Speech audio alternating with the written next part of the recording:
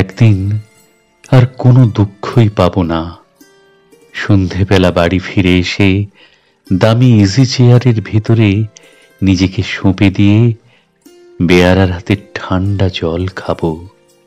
একদিন অত্যন্ত কৌতুক বলে মনে হবে এই সব কবিতা, বিনিদ্র রাত্রি, শিল্পের গভীর গভীরতম মানে।